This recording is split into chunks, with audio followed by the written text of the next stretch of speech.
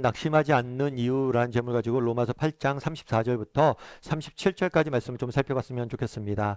우리가 종종 처음 만난 사람에게 묻는 게 있습니다. 어디에 사세요? 라고 묻죠. 그럼 우리가 어디에 사는지 왜 물을까요?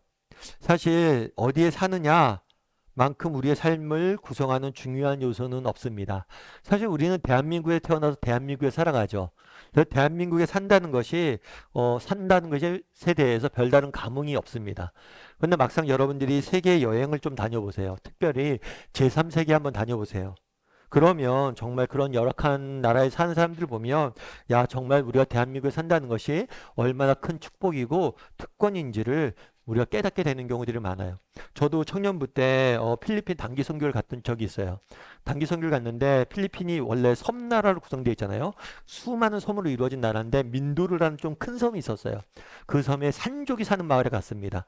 근데 그 산족이 많이 사는 마을에 갔는데 제가 참 인상 깊게 봤던 장면이 하나 있어요. 그건 뭐냐면 10살, 12, 3살 정도 된 아이예요. 이 아이인데 이 아이가 어린 아기를 안고 있는 거예요. 그래갖고 아이가 누구냐 그랬더니 동생이라고 그러는데 부모님 어디 계시냐 그러니까 부모님 안 계시대요. 그러니까 혼자 애를 키우고 있는 거죠. 그런데 그런 아이들이 되게 많더라고요. 그러니까 정말 우리나라에 태어났으면 천진난만하게 놀 아이들인데 정말 가장이라는 인생의 짐을 지고 살아가더라고요. 정말 의료시설도 발달되어 있지 않고 교육시설도 없고 사건 사고도 많고 그러니까 부모님들이 빨리빨리 돌아가시는 경우들이 많은 거예요. 아이들 책임도 못 지고 그러다 보니까 아이들이 어렸을 때부터 정말 그런 생업의 현장에 내몰리는 경우도 많고 너무 불쌍하더라고요. 저 친구들이 저 나이 때 우리나라에 왔으면 우리나라에 태어났으면 다르게 살았을 텐데 그만큼 정말 우리가 어디에 태어났느냐 이건 중요한 문제 같더라고요. 그래서 사실 우리가 대한민국에 산다는 것에 대해서 잘 못 느끼는데 그것만큼 우리의 큰 축복은 없습니다. 우리가 계속해서 사도신경에 대해서 배우고 있습니다. 지난 시간까지 우리가 뭘 배웠냐면 예수님 부활하셨다는 이야기를 배웠어요. 그럼 여러분 부활하신 예수님은 어디 계실까요? 부활하셔서 도대체 어디에 계세요? 어디에 살고 계시냐는 거예요. 이 부분에 대해서 사도신경은 이렇게 고백을 해요. 뭐라고 고백하냐면 하늘을 우르사 전능하신 하나님 우편에 계시다가 다르게 얘기하면 예수님이 지금 어디에 계세요? 부활하신 다음에 하늘에 계셔요. 그리고 또 어디 계세요? 하나님 우편에 계세요. 그러면 하늘에 계시다, 하나님 우편에 계시다 이 말이 갖는 의미는 뭐냐는 거예요. 오늘은 예수님이 부활하신 다음에 승천했다고 성경 가르치거든요. 이 승천하신 사건에 대해서 배우길 원합니다. 그래서 이 승천하셔서 이 승천이 오늘날 우리에 갖는 의미는 무엇인지 또 그러면 우리가 승천하신 예수님을 믿는 우리가 어떻게 이 땅에 살아야 될지에 대해서 몇 가지 이야기를 좀 나눠봤으면 좋겠어요. 우리가 함께 읽은 본문의 34절을 오늘 같이 한번 읽어봤으면 좋겠습니다. 같이 한번 읽어볼까요?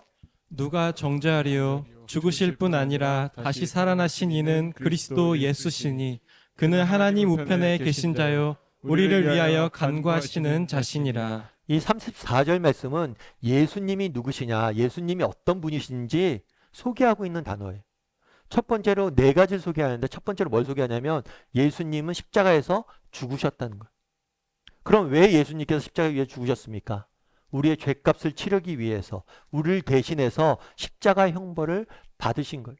그래서 우리를 대신해 십자가에서 죽으심으로 우리가 죄로부터 죄 형벌을 치러서 자유해진 거죠. 사형수가 있습니다. 근데 사형 집행이 끝난 거예요.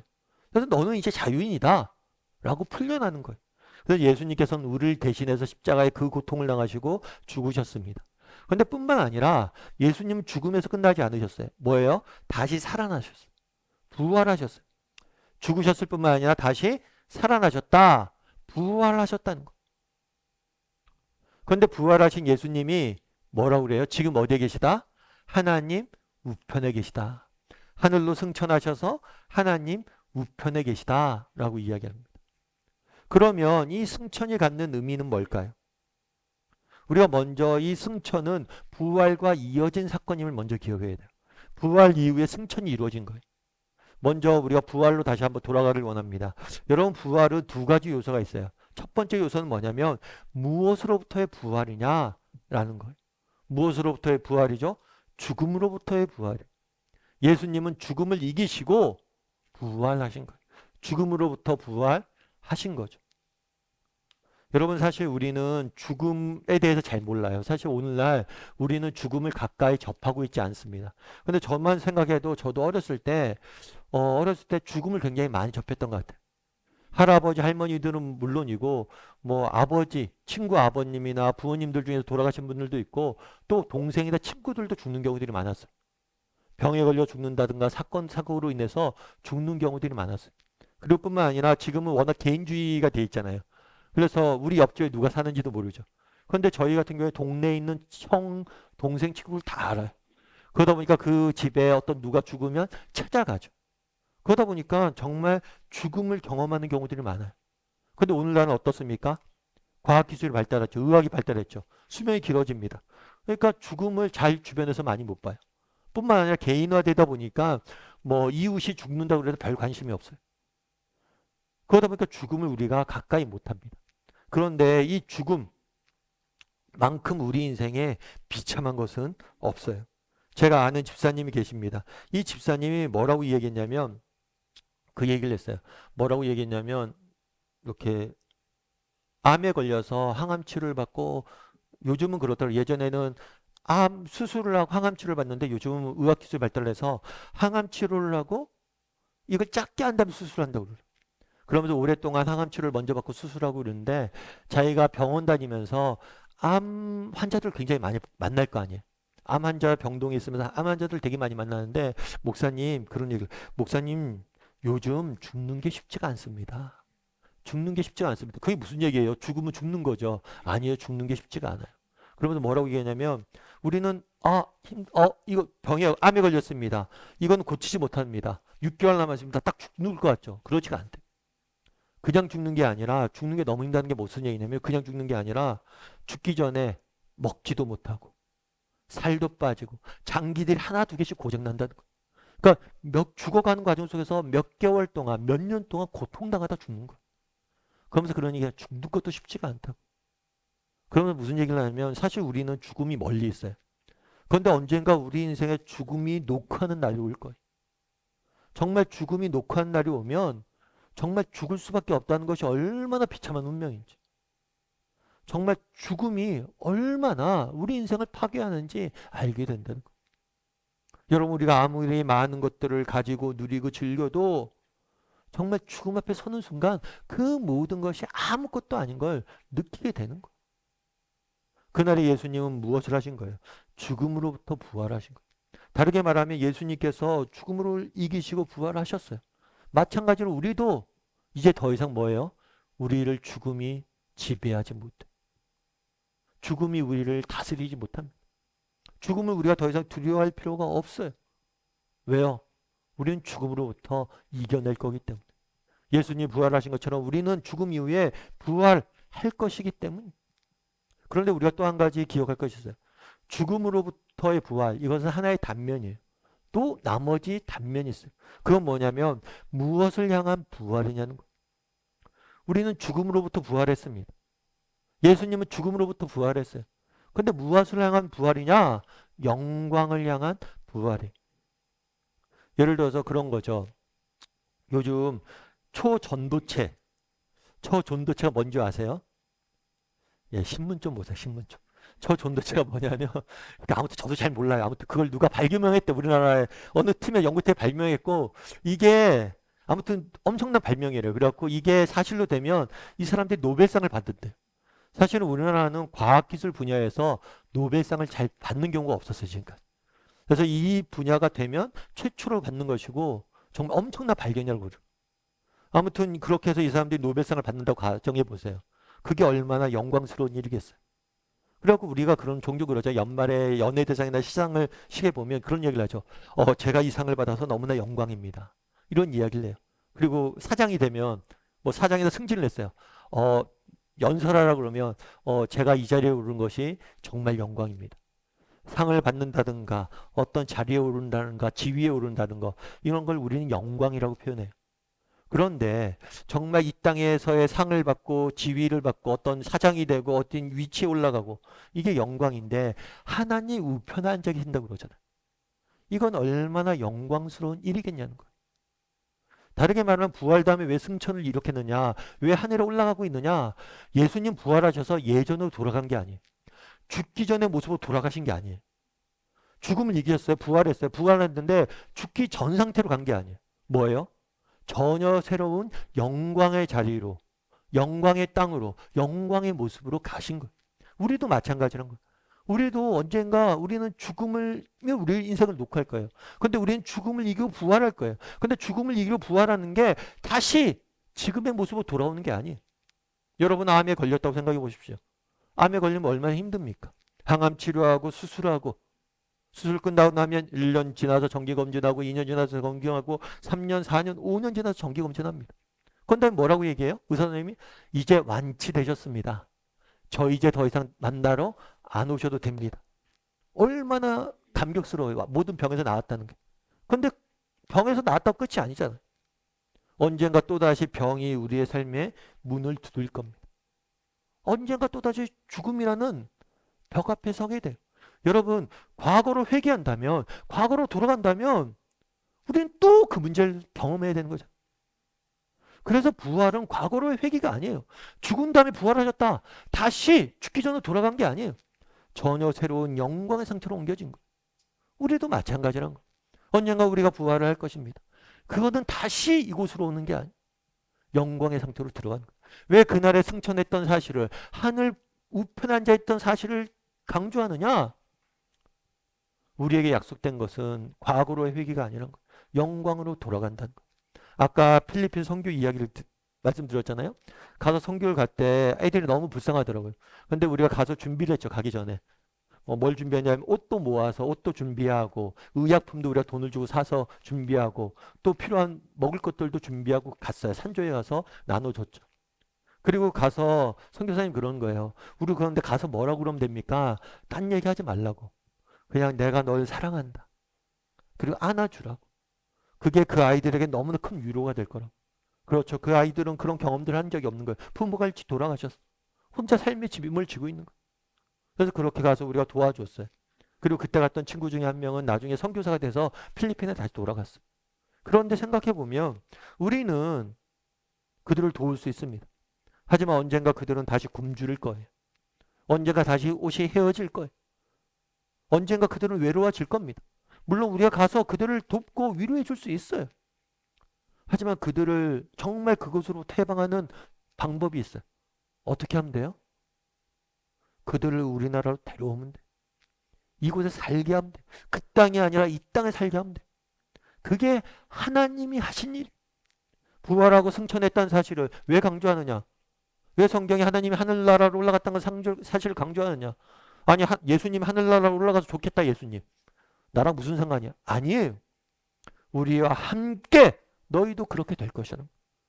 우리도 언젠가 그 하늘나라로 옮겨질 겁니다. 그곳에 우리는 영광 중에 거할 거예요. 예수님이 누리신 영광을 정말 더 이상 눈물과 아픔과 슬픔이 없는 그곳에 우리가 거하게 될 것이라는 걸 보여주는 거예요. 너희도 언젠가 이곳에 내가 누리는 이 영광 가운데 너희도 올 것이다 라는 걸 보여준 거예요. 바라기는 우리 다음의 식구들이 정말 우리의 삶의 끝이 죽음이 아님을 기억했으면 좋겠어요. 우리에게 영광이 기다리고 있음. 언젠가 우리가 영광의 나라에 들어갈 것임을 늘 기억하고 또 살아갈 줄 아는 저나 여러분이 되기를 주님의 이름으로 소원합니다. 그런데 오늘 본문에 보면 이렇게 되어 있어요. 우리 34절 말씀 다시 한번 읽어볼까요? 같이 읽도록 하겠습니다. 누가 정죄하리요? 죽으실 뿐 아니라 다시 살아나신 이는 그리스도 예수시니 그는 하나님 우편에 계신 자요 우리를 위하여 간구하시는 자신이라. 네, 하나님 우편에 계시다. 하나님은 하늘에 계세요. 하늘에 계세요.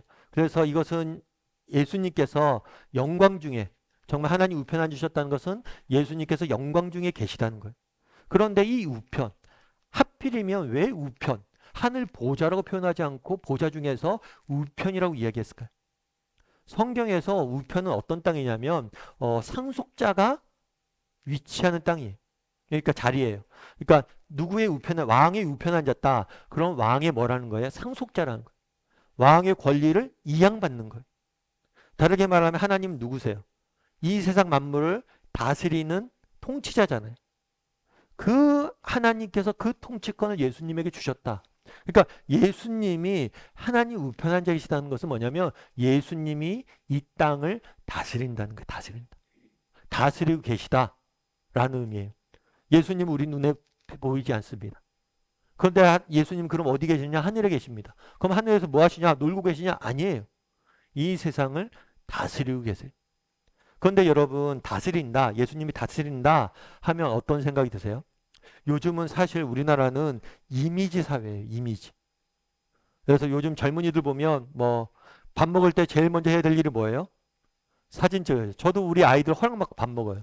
이렇게 식당 가서 이렇게 야, 다 찍었냐? 그럼 먹어야 되는 거죠. 그래서 이미지를 올리고 이 이미지가 마치 뭐예요? 내가 되는 거죠. 나 이렇게 산다. 그래서 이미지가 굉장히 중요하고 이미지에 많은 영향력을 받아요. 그러다 보니까 참 안타까운 건 그런 거죠. 세상 사람들이 보기에 기독교인의 이미지는 어떨 걸까요? 기독교인의 이미지. 요즘 가끔 드라마 보는 게 TV에서 드라마 보다 보면 좀 짜증날 때가 있어요. 거기서 그려지는 기독교인은 어때요? 왜 나쁜 사람들 다 장로님이신지. 왜 나쁜 사람들은 교회 가서 예배드리고 있는 장면이 꼭 나오는지. 그래서 계속해서 대중매체가 만들어내는 기독교인의 이미지는 뭐냐면 위선적이다. 비인간적이다. 이걸 계속해서 만들어내는 거예요. 그래서 사실은 우리 기독교인들이 이 대중문화를 만들어내는데 많이 참여해야 됩니다. 그곳에 가서 열심히 일해야 돼요. 그래서 이런 이미지, 좋은 이미지를 사실 많이 만들어내야 돼요. 물론 그런데 이런 이미지를 하는 이유 중에 하나는 뭐냐면 우리도 그런 면들이 있죠. 우리도 잘못한 게 있어서 그런 이미지가 생긴 거예요. 그런데 너무 과대평가되어 있는 거예요. 그런데 이런 이미지가 계속해서 나오잖아요. 그럼 우리 요즘 젊은 애들은 뭐예요? 맨날 그런 것만 보잖아요. 넷플릭스 보고 이러다 보니까 기독교인은 이런 이미지를 갖게 되는 거예요. 그러니까 기독교 교회 나오기도 꺼리고 자꾸만 교인이라고 이야기하기도 어려워져요. 주변 사람들이. 그래서 정말 이런 이미지를 우리가 잘 관리해야 돼요. 그래서 이미지가 굉장히 중요합니다. 여러분 그러면 다스림. 다스림 하면 우리는 어떤 이미지가 떠올라요? 다스림 하면 통제, 굴림, 뭐 이런 이미지가 억압, 이런 이미지가 떠올라요. 그런데 성경에서 이 다스림이라는 단어에 갖고 있는 이미지, 성경이 제시하는 이미지는 뭔지 아세요? 그거는 목자예요. 목자. 목자. 목자가 다스리는 거예요. 다르게 말하면 다스린다는 건 뭐예요? 돌보는 거예요. 목자가 양들을 돌보는 거죠. 요즘 저는 뭐 사실은 뭐 강아지를 그렇게 좋아하지 않지만 요즘 강아지를 되게 많이 키우시잖아요. 강아지를 돌보는 사람들 보면 정말 지극성성으로 돌보도록 그렇게 하신다는 거예요. 예수님께서 우편에 앉으셨다는 것은 다스리신다. 다르게 말하면 돌보신다는 거예요. 우리의 인생을 돌보고 계시고 우리의 인생을 뭐예요? 지금 다스려 가고 계시다는 거예요. 정말 하나님은 지금 무엇을 하고 계십니까? 눈앞에 보이지 않는데 그분은 무엇을 하고 계십니까? 지금도 하늘을 우편에 앉으셔서 우리를 돌보고 계시다. 성경은 예수님은 지금 우리를 돌보고 계시다 하늘에서 이렇게 강조하고 있는 거예요.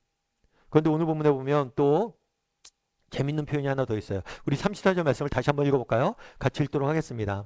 누가 정죄하리요 죽으실 뿐 아니라 다시 살아나신 이는 그리스도 예수시니 그는 하나님 우편에 계신 자요 우리를 위하여 간구하시는 자신이라. 예, 죽으셨어요. 그리고 뭐 했어요? 부활하셨어요. 그리고 우편에서 다스리고 계세요. 그런 다음에 한 가지를 더 이야기해요. 뭐예요? 우리를 위해서 간구하신다. 예수님이 하시는 여러 가지를 중에서 무엇을 강조하고 있냐면 무엇을 강조하고 있어요? 기도를 강조하고 있어요. 예수님이 우리를 위해서 지금 가장 중요하게 하는 일이 무엇입니까? 기도입니다. 예수님이 지금도 우리를 위해서 무엇을 하고 계십니까? 기도입니다. 저는 개인적으로 굉장히 감사한 게 있어요. 그건 뭐냐면 기도하는 어머니를 뒀다는 게 저는 굉장히 개인적으로 감사한 일이라고 생각을 해요. 저는 어머니 하면 딱 생각나는 건 기도의 모습밖에 없어요. 그러니까 제가 뭐 아침 묵상이나 이럴 때 종종 말씀드리지만 제가 뭐 새벽에 뭐 대학교 다닐 때나 고등학교 다닐 때나 뭐 청년 때 새벽에 뭐 화장실 간다거나 물이 먹고 싶어서 나오잖아요. 나오면 늘 우리 거실 구석에서 저 어머니가 기도하고 계세요. 우리를 위해서 기도하는 그 모습이 전 늘 이렇게 본 거예요. 그거. 그럼 저희 어머님이 이렇게 승원이가 오늘 일찍 일어나겠구나 하고 예상하고 그때만 잠깐 나가서 기도했을까요? 매일 기도했을까요? 그걸 예상하고 어떻게 합니까? 매일 기도하신 거죠. 매일 기도하시는 그 모습이 기억나. 근데 참 제가 어머니 기도하는 그 모습도 보면서 느꼈던 게 있어요. 뭐냐면 저를 위해서 기도하세요. 근데 제가 날 위해서 기도하는 것보다 더 간절하세요. 더 절실하세요. 저는 이제 대학교 입시 전이에요. 그러면 하나님 대학교 붙게 해주세요. 지혜 주시고 잘 될 줄 믿습니다. 아멘. 하는데 저희 어머님은 그걸 가지고 계속해서 기도. 정말 시험 보는 저보다 더 매달려서 기도하는 거예요. 그래서 참 그때 느꼈던 게 뭐냐면 야 어머니가 나보다 내 문제 더 간절하시구나. 더 절박하시구나. 사실은 이걸 그땐 잘 몰랐어요. 왜 저러시지? 근데 부모가 되니까 알겠더라고요. 애보다 더 간절한 게 부모예요. 그래서 저는 지금도 저희 어머님이 한테 뭐 기도 제목 있으면 저희 어머니한테 부탁해요. 어머님 이런 기도 제목 있습니다. 그러면 마음이 위로가 돼요. 왜요? 나보다 더 간절히 기도할 테니까. 그래 알았다 승원아 내가 기도할게. 얼마나 기도하시겠어요. 그런데 생각해보면 오늘 본문에 뭐라고 되어 있어요? 예수님께서 기도하고 계시다고 그러죠. 예수님은 누구세요? 우리를 위해서 십자가에 죽으신 분이세요. 나를 사랑하셔서 나를 대신해서 십자가에 죽으신 분이. 나 대신 죽을 정도로 나를 사랑하시는 분이 뭐예요? 날 위해서 기도하고 계신 거. 그분이 얼마나 간절하겠어요. 그분이 또 누구예요? 죽음을 이기시고 부활하셔서 하늘에 계신 분이죠. 어떤 문제도 해결하실 수 있는 분이죠. 육신의 부모는 정말 간절히 기도하기만 하지 해결해 줄 수는 없잖아요. 하지만 우리 하나님은 그 문제를 해결할 수 있는 능력이 계신 분이죠. 그 예수님께서 우리를 위해서 기도하고 계시다. 이게 얼마나 신이 나는 일이라는 거예요. 이게 얼마나 멋진 일이냐는 거예요. 이 사실을 깨닫자 34절에 이렇게 얘기합니다. 예수님이 우리를 위해서 기도하고 계십니다. 그런 다음에 바로 뭐라고 얘기하냐면 35절부터 38절엔 이렇게 이야기합니다. 우리 한번 같이 읽어볼까요? 같이 읽도록 하겠습니다. 누가 우리를 그리스도의 사랑에서 끊으리요? 환난이나 곤고나 박해나 기근이나 적신이나 위험이나 칼이라. 기록된 바 우리가 종일 주를 위하여 죽임을 당하게 되며 도살당할 양같이 여김을 받았나이다 함과 같으니라. 그러나 이 모든 일에 우리를 사랑하시는 이로 말미암아 우리가 넉넉히 이기느니라. 뭐라고 이야기합니까? 우리가 넉넉히 이길 것이다. 왜 우리가 넉넉히 이겨요? 우리를 정말 죽기까지 사랑하시는 그분이 계시잖아요. 그분이 죽음을 이기고 다시 부활하셨잖아요. 그리고 언젠가 우리를 영광 중에 우리를 데려가실 거잖아요.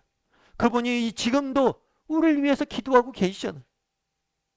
이 생각을 하니까 우리가 이기지 못할 것이 뭐가 있냐는 거예요. 사실 성경은 예수님을 믿는다고 만사형통 될 것이다. 어떤 어려움도 없을 것이라 이야기하지 않습니다. 오히려 기록된 바 우리에게 환난이 있을 것입니다. 정말 외적인 어려움이 있을 것입니다. 우리에게 공고한 날들이 있을 것입니다. 우리의 내면이 완전히 말라버리는 그런 날들이 있을 것입니다. 박해가 있을 것이에요. 사람들이 기독교인들을 욕하고 우리를 억압한 날들이 있을 거예요. 기근도 있을 겁니다. 때로는 배 고플 거예요.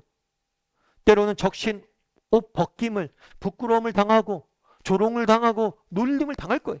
그리고 때로는 우리를 위협할 것이고 칼로 우리를 죽이려고 할 거예요. 때로는 우리는 양같이 그런 취급을 당하게 될 겁니다. 하지만 염려할 게 없다는 거. 이 모든 일에 우리는 뭘 할 거라고요? 넉넉히 이길 것이다. 여러분들은 어떠세요? 정말 우리 인생에 어려움들이 있습니다.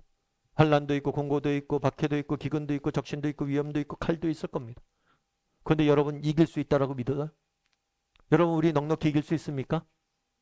넉넉히 이길 수 있어요? 왜 우리 이길 수 있다고 말하지 못해요? 바라보지 못하는 거예요.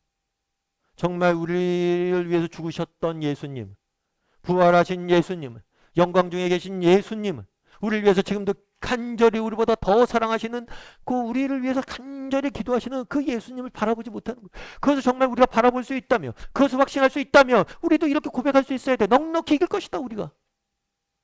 그런데 우리는 왜 넉넉히 이기지 못합니까?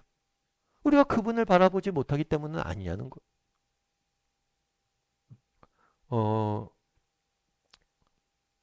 아치폴트 볼트 캠벨이라는 선교사님이 계세요. 이 선교사님이 어느 나라에 갔어요. 그 나라에 가서 자기가 본 풍경을 이렇게 책에다 적어 놓으셨더라고요. 뭐라고 되어 있냐면 사람들은 자기 딸들과 자매들을 팔았고 심지어 양심의 가책도 없이 자기 아내들을 매춘부로 넘기기도 했습니다. 딸이나 자매들을 돈 주고 파는 거예요. 사람들이. 그리고 아내를 심지어 매춘부로 넘기기까지 했대요. 아내를 구박하는 일은 예산 일이었습니다. 머리채를 잡고 아내를 끌고 다니는 사람들과 그걸 지켜보는 사람들은 어깨를 움츠리며 저 여잔 죽었네 라고 말했다. 내가 놀라서 경찰서장에게 얘기했지만 소용이 없었다. 의료인들은 살기 위해서 직업으로 그 일을 하고 있었다. 치료비를 내지 않으면 죽게 내버려 둔다. 문둥병자들이 거리를 방황하고 다녔다. 없는 자들은 거지가 되었다. 선교지에 갔는데 그때 풍습이 이랬다는 거예요. 그런데 이 나라가 어느 나라인 줄 아세요? 이 나라가 조선이란 나라예요. 100년 전에 우리나라가 이랬어요. 앞서 이야기했죠. 우리가 어디에 태어났는지. 여러분 100년 전에 우리나라에 태어났으면 우리가 이런 취급을 당해야 돼요. 그런데 이런 땅에 누가 왔어요? 선교사님들이 와서 피 흘리고 정말 모든 걸 헌신했기 때문에 우리가 이 정도로 사는 거예요. 그런데 이제 이분이 그래서 책을 썼어요. 한국의 길을 걷고 있는 예수라는 책을 썼는데 이 책에서 이야기가 하나 나옵니다. 어떤 이야기가 나오냐면 오인호라는 젊은이의 이야기가 나와요. 이 젊은이가 6.25 전쟁 때 있었던 이야기예요. 6.25 전쟁 때 이 오인호라는 젊은이를 봤어요. 근데 이 젊은이가 굉장히 똑똑하고 또 전도가 유망해요. 그러다 보니까 어떻게 했냐면 선교사님들이 야, 이 친구는 이 나라를 위해서 좀 우리가 키우면 좋겠다. 그래서 미국에 요청을 했어요. 후원이 필요합니다. 이 친구가 미국 가서 공부할 수 있도록 도움의 손길이 필요합니다. 그래서 미국에 후원을 요청해서 후원을 얻어냈어요. 그래서 미국에 보냅니다. 필라델피아에 갔어요. 그리고 유펜, 펜실베니아 대학교에 갔어요. 정말 좋은 대학교죠. 그 말로 다 할 수 없는 기회를 얻은 거예요. 그 당시에 이곳에 가서 공부할 수 있다는 거는 정말 특권 중에 특권이겠죠. 가서 공부를 하게 됐어요. 근데 안타까운 건 뭐냐면 미국에 가서 그렇게 공부를 하다가 어느 날 저녁에 편지를 보내려고 나왔다가 강도를 만났어요. 10대 강도들에게 만나서 피살됐어요. 죽은 거죠. 얼마나 안타까운 일이에요. 이 소식이 부모에게 전해집니다. 부모 입장에서 어떻게 했어요? 선교사님들이 원망스럽지 않았겠어요? 왜 이 땅에 잘 뒀으면 그냥 제명까지 살 텐데 왜 그곳에 보내서 그 알지도 못한 땅에 죽어야 되느냐? 아니면 하나님에 대한 원망도 있었겠죠. 이렇게 어렵게 예수님 믿고 살아가는데 이게 무슨 고생이냐? 그런데 이 부모님들이 이제 우리나라는 그러잖아요. 이렇게 장례가 나고 그러면 주변에 와서 부주도 하고 이렇게 조금 위로도 하고 그러잖아요. 그때 이렇게 장례식 했을 때 받은 돈을 다 모았어요. 그리고 자기가 있는 돈도 다 모았어요. 그래서 수백 달러를 좀 만들었대요. 그 당시에는 수백 달러 만들기 쉽지가 않았어요. 그걸 만들어서 미국에 보냅니다. 미국에 왜 보냈을까요? 자기 아들을 죽인 살인자를 용서해달라고. 그리고 이 아이를 기독교 학교에 보내서 예수 그리스도에 대해서 배우게 해달라고. 탄원서를 써서 미국 보낸 거예요. 돈과 함께. 사실 이게 쉽지가 않잖아요. 그럼 어떻게 이렇게 할 수 있냐는 거예요. 넉넉히 이긴다라고 오늘 표현되어 있잖아요. 성경은 우리에게 어려움이 없을 거라고 이야기하지 않습니다. 환란이 없을 거라고 이야기하지 않습니다. 하지만 너희가 넉넉히 이길 것이다. 자녀가 죽는 게 얼마나 답답한 일이에요. 하지만 낭망하지 않습니다. 세상 사람들처럼 살지 않아요. 소망을 버리지 않아요. 왜요? 우리에게 영광이 약속되어 있잖아요. 언젠가 주님이 들어가셨던 그 하나님의 영광 가운데 우리는 들어갈 거잖아요. 뿐만 아니라 주님이 우리를 위해서 기도하고 계셔. 그분이 이 땅을 다스리고 계시잖아요. 여러분, 바라기는 정말 오늘 본문에 뭐라고 이야기합니까? 우리가 넉넉히 이길 것이다. 바라기는 이 고백이 우리의 고백이 됐으면 좋겠습니다.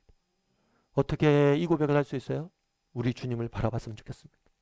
정말 우리를 위해서 십자가에 죽으시고 부활하시고 영광 중에 계신, 그리고 우리를 위해서 우리보다 더 간절히 기도하시는 그분을 바라봄으로 현재의 고난을 넉넉히 이기는 저나 여러분이 되기를 주님으로 소원합니다.